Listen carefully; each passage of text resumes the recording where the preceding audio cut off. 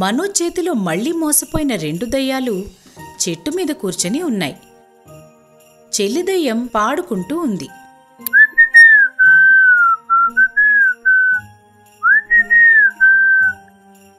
ఏందే ఏమో కులాసాగా పాట పాడుకుంటూ ఉన్నావు? మరేం చేయమంటావే? గా మనోజ్ గాడు మనం ఎన్ని ప్లాన్లేసినా పాడు చేస్తుండు కదా. వాడి మీద రివెంజ్ తీసుకునే టైం వచ్చింది చెల్లే. ఎలా అక్క? ఆ మనోజ్ గాడు ఊరోళ్ళ కోసం బ్యాంక్ పెట్టిస్తుండు. మనం ఆ బ్యాంకులో సొమ్మంతా ఎత్తుకొచ్చినామనుకో ఆ పైసలతోని ఏదంటే అది కొనుక్కొని తినొచ్చు. అంతేకాదు, ఊర్లో బ్యాంక్ పెట్టించి దోపిడీ చేయించాడని వాడిని జైల్లో వేస్తారు. అప్పుడు మనకి అడ్డే ఉండదిగా. ఒక్క దెబ్బకి 2 పిట్టలు. ఆ రోజు రాత్రి ఇద్దరూ కలిసి మనోజ్ కొత్తగా పెట్టించిన బ్యాంక్ దొంగతనం చేయడానికి వెళ్లారు. వాచ్మ్యాన్ చూడనప్పుడు లోపలికి వెళ్లి లాకర్ ఓపెన్ చేసి డబ్బుని వాళ్లతో తెచ్చుకున్న బ్యాగులో వేసుకున్నారు. సగం డబ్బు వేశారో లేదో సెక్యూరిటీ అతను వచ్చిన సౌండ్ అయ్యింది. అక్కా, ఎవడో వస్తుండే, పద పద పోదాం. సగం డబ్బు పట్టుకుని బయటపడ్డాయి.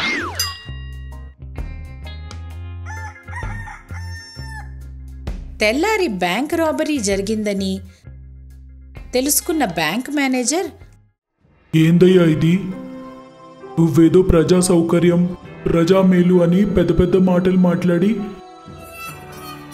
మీ ఊర్లో బ్రాంచ్ పెట్టించినావు. ఇప్పుడేమో ఆ బ్యాంకులో దొంగలు పడ్డారు. ఇది మా ఊళ్ళోని పని కాదు సార్. ఇంకెవడయ్యా వచ్చేది?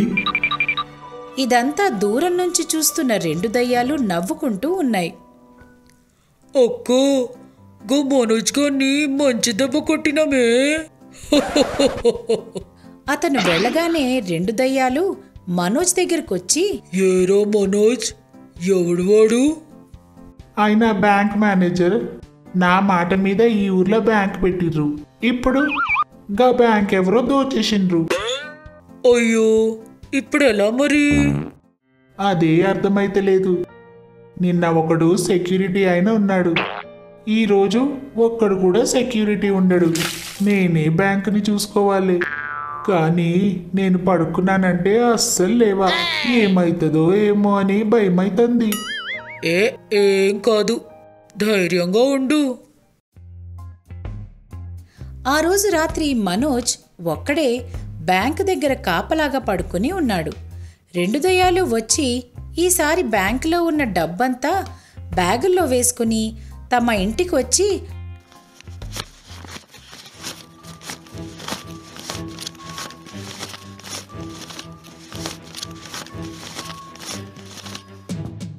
వెనకాల మనోజ్, బ్యాంక్ మేనేజరు కలిసి ఉన్నారు. నాకు తెలుసు మీరేగా బ్యాంకు దొంగతనం చేశారని. మిమ్మల్ని పట్టుకోవడం కోసమే సెక్యూరిటీ ఉండరు అని అబద్ధం చెప్పినా. మీ వెనకే ఇంత దూరం ఫాలో చేసినా.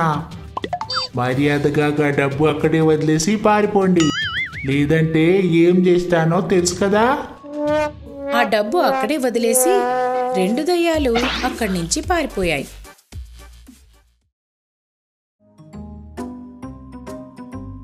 ఒక ఊర్లో మోహన్ అనే అతను ఉండేవాడు.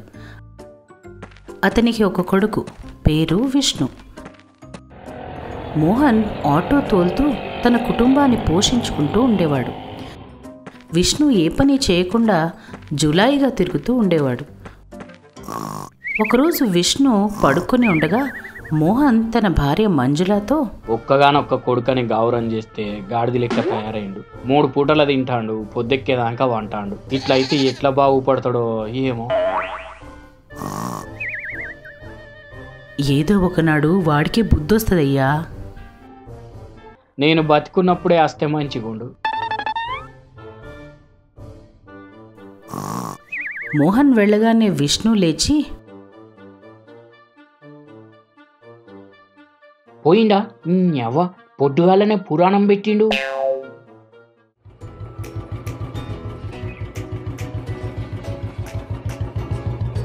ఇద్దరూ కలిసి రోడ్డు మీద వెళ్తూ ఉండగా శాంతి అనే అమ్మాయి వీళ్ళకి ఎదురుగా వచ్చింది.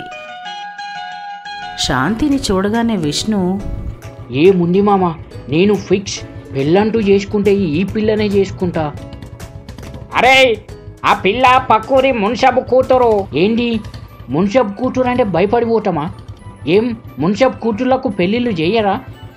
మొగుళ్ళు రారా? అరే ఈ సినిమా డైలాగులు నా దగ్గర కొట్టకు, పోయి వాళ్ళ అయ్యనే అడుగు.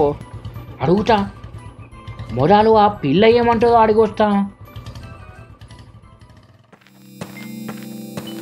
ఇగో అమ్మాయి, నిన్నే.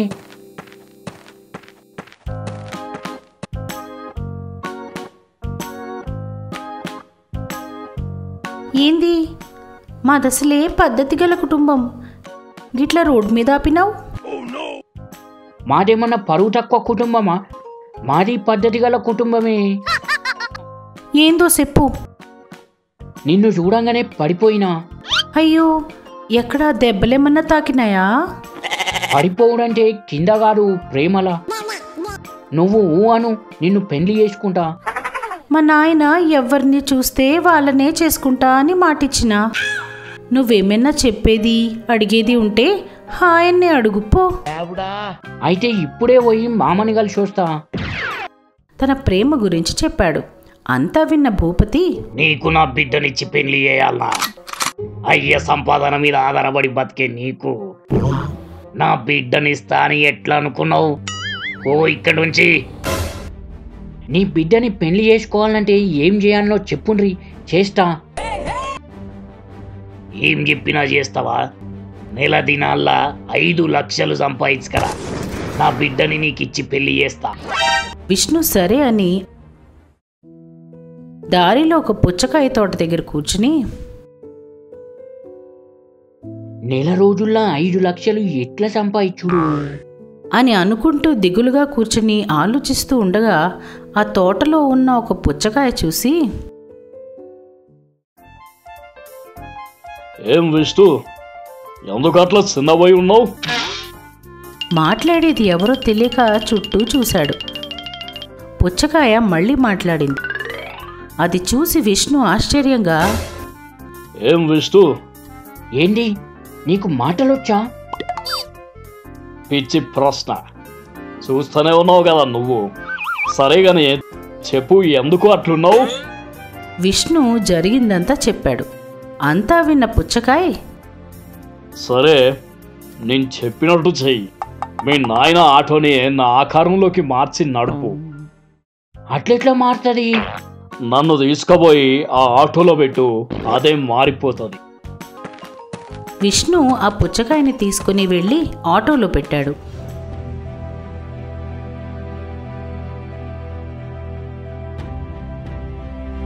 కన్ను మూసి తెరిచేలోపు పుచ్చకాయ ఆకారంలోకి మారిపోయింది. ఇక ఇది నడుపుకో, జనాలందరూ నీ ఆటోనే ఎక్కుతారు. మంచిగానే ఉన్నది కానీ నెల రోజుల్లో 5 లక్షలు సంపాదించాలంటే ఆ ఆటోతోనే ఏమవుతుంది? ఇప్పుడు నీ ఆటో చూసి మిగిలిన ఆటో వాళ్ళందరూ నీ దగ్గరకు వచ్చి వాళ్ళ ఆటోని కూడా ఇట్లా మార్చేయమంటారు. వాళ్ళ దగ్గర నువ్వు ఎంతో కొంత తీసుకో, నీకు కావలసిన 5 లక్షలు వస్తాయి.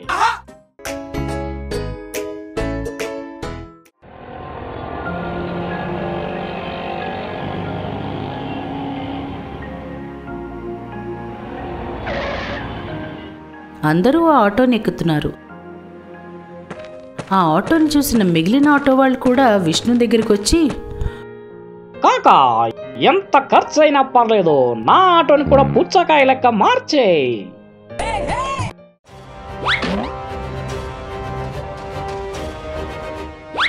అందరు ఆటోల్లో పుచ్చకాయ పెట్టి